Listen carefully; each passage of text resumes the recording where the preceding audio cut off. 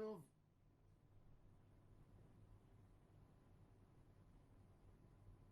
Quand il y a eu l'histoire de Korach contre Moshe Rabbeinu alav shalom, Akadosh Baruch Hu voulait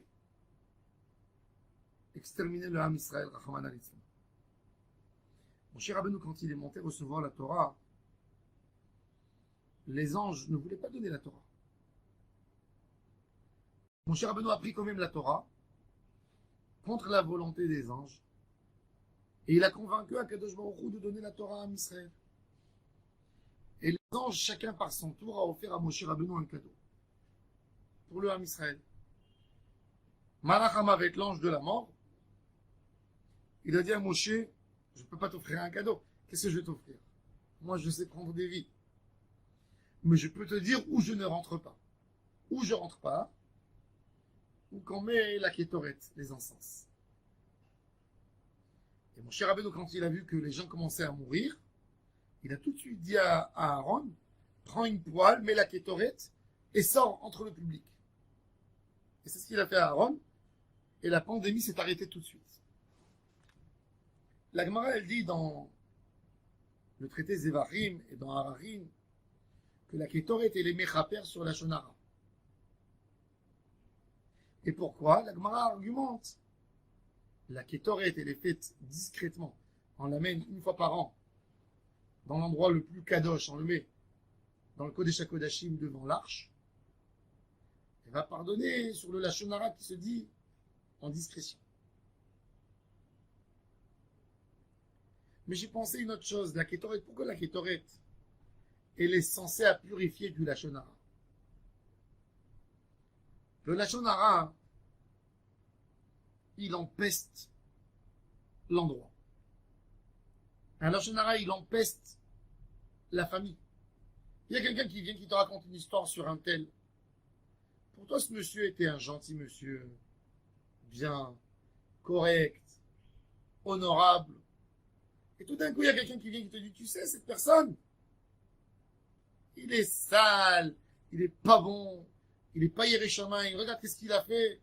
Quand tu vois ce monsieur, tu t'es mis une barrière. Tu n'es plus capable de t'asseoir avec lui par rapport à ce que tu as entendu sur lui. Tu dis, il est terrible, il n'est pas correct, il n'est pas bon. Donc, qu'est-ce qu'il a fait celui qui t'a raconté? Il a donné une mauvaise odeur dans le coin. Tu ne peux plus rester ici. Ça, c'est le lashon hara. Une mauvaise langue, elle casse une ambiance. Un monsieur qu'on a parlé du lashon hara sur lui, le pauvre, il rentre à la synagogue, tout le monde se tait. Ah, il y a tout d'un coup, il y a quelque chose dans la chambre. Il s'assoit dans une table, les gens s'arrêtent. Il le sent, le pauvre malheureux, mais il ne peut rien dire. Le malheur de l'homme dans ces moments-là, on ne peut même pas imaginer. Qu'est-ce qui se passe dans leur esprit, dans leur cœur? Quelle honte, quelle peine, quelle tristesse d'être considérés comme des riens du tout, des vauriens. La kétoret, l'encensoir, c'est censé à donner de faire d'un endroit un endroit agréable. Tu rentres dans un endroit, il y a de l'humidité. C'est lourd. C'est pas bon. Qu'est-ce que tu fais? Tu prends un peu de parfum et tu mets. Ah, il y a une nouvelle odeur. Ça te donne la pêche. Eh bien, la kétoret, justement, Akadosh Baruch Hu, il nous dit, qu'est-ce qu'on veut sentir chacun de nous? On veut être dans un endroit agréable. L'endroit agréable, il dépend uniquement de nous. Qu'est-ce qu'il a fait Korach? Korach, il a semé la zizanie dans le Ham Israël. Il est venu, il leur a cassé l'image du leader de Moshe Rabbeinu. Il a pris Aaron HaKohen qui était censé être un intermédiaire quelque part entre Ham Israël et Akadosh Baruch Hu. Et de dire, il a volé son poste. Il a fait du mal. T'as coupé tout le lien qu'il y a entre Ham Israël et Akadosh Baruch Hu. Tu as fait une rupture. Tu as dit aux gens, vous avez des profiteurs qui sont là pour vous diriger. Ce n'est pas des gens qui veulent vous aider, c'est des gens qui veulent prendre de vous. Tu as massacré le Ham Israël. Le tikkun de tout ça, c'est la kétoret. La kétoret, c'est d'aller chercher à mettre une bonne odeur. d'aller essayer de mettre du bien dans le Ham Israël, du bien dans la société, comme un encensoir. Un encensoir, son rôle c'est quoi? C'est que ce soit agréable, pour nous dire, il n'y a pas plus beau qu'une société. Quand elle est agréable, il n'y a pas plus beau que de rencontrer des amis à table, de s'asseoir avec eux, de rigoler ensemble, de discuter, de parler, de partager, d'être ensemble. Il n'y a pas plus beau que ça, qu'une belle rencontre amicale. Et il n'y a pas plus mauvais que d'être à table, d'être enfermé dans une maison avec quelqu'un que tu n'aimes pas, que tu soupçonnes, que tu penses qu'il te veut du mal. Il n'y a pas plus mauvais que ça. Tout dépend de la bouche. Tout dépend de la bouche. Mon cher Rabbeinu, il dit à Israël, regardez, vous voulez arrêter la mort, vous voulez arrêter la pandémie, mettez une bonne ambiance entre vous. Mettez une bonne ambiance. Mettez de la kétoret. Mettez des encens, une bonne odeur. Que ce soit agréable. Toute la notion de la shekhinah, c'est d'aider les gens à être agréables avec Hachem. Qu'il n'y ait pas un conflit entre la spiritualité et le matériel. Il y a souvent un conflit. Un tzaddik, quand il se rapproche trop d'Hachem, il pense que quand il fait quelque chose de matériel, qu'il s'éloigne d'Hachem. Et quand un homme moyen, il pense qu'il baigne dans le matériel, il est gêné, parce qu'il dit j'abandonne Hachem. Il est gêné de ce qu'il fait. L'idée de la Shekhinah de Ruach HaKodesh, c'est d'être serein, c'est de mettre les deux ensemble. C'est de mettre le spirituel avec le matériel. Et ça, c'est Beth Amikdash. C'est les encens. C'est donner une notion d'agréable dans la Avodat Hashem. C'est pour ça que la Kétoret et la lumière, c'est indispensable. C'est pas que le Korban Atamid. Le Korban Atamid symbolisait la nourriture, symbolise le matériel au plus haut degré. La lumière, c'est la finesse. Et la Kétoret, c'est une odeur, c'est des particules qui rentrent dans le nez. C'est entre le matériel et la spiritualité. La lumière, c'est spirituel. Et l'odeur, l'odorat, c'est pas spirituel comme la lumière. Parce que pour sentir une odeur, pour avoir une sensation de l'odeur, il faut qu'on ait des particules qui rentrent dans notre nez.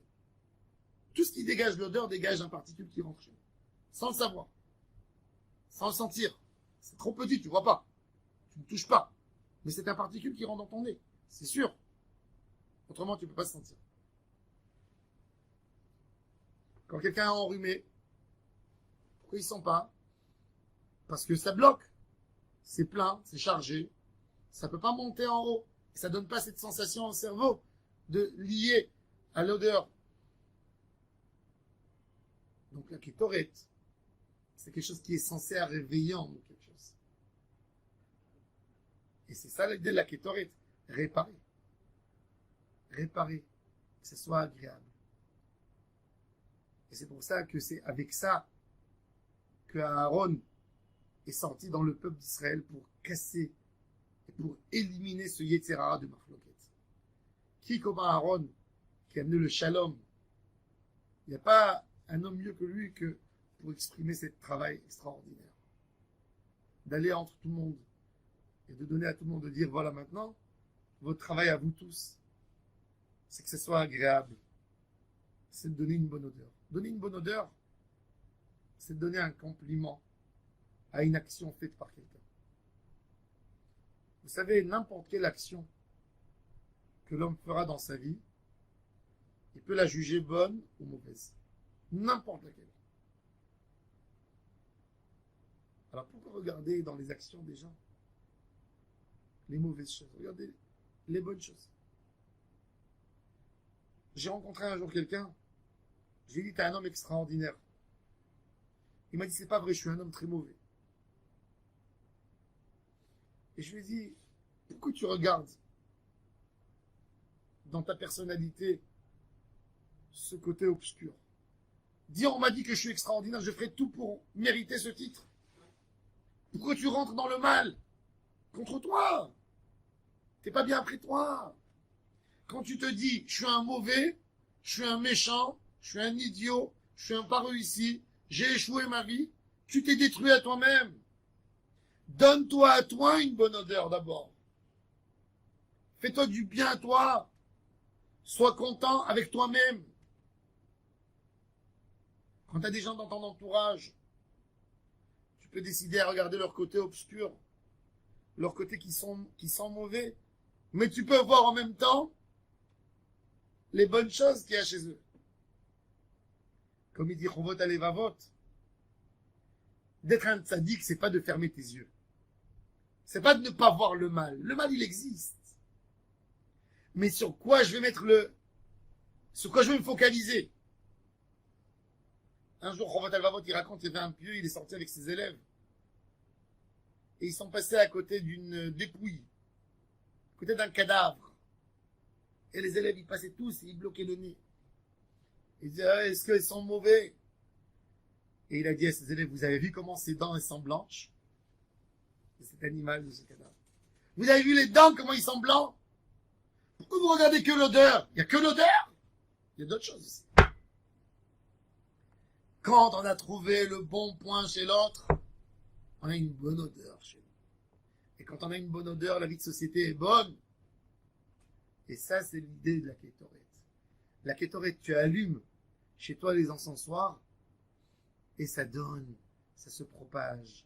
Un petit travail chez toi, un petit compliment pour l'autre, ça dégage dans tout l'environnement des bonnes choses. Tu viens, tu donnes un compliment. Tu dis c'est bien. Tu dis moi maintenant je vais dire à chacun les bonnes choses qu'il y a en lui. Les mauvaises choses, je les connais, je les garde chez moi. J'ai pas besoin de dire les mauvaises choses. Il sait ce qu'il y a de mauvais chez lui. Je vais me mettre sur les bonnes choses. Et quand tu développes chez l'autre le bon, il y a du bon qui se dévoile. Et quand le bon se dévoile, eh ben, ça entraîne l'autre à faire des bonnes choses. Quand tu lui parles du mal, ça l'entraîne à faire du mal. Quand tu lui parles du bien, c'est ça l'idée de la Kétoret, les encens.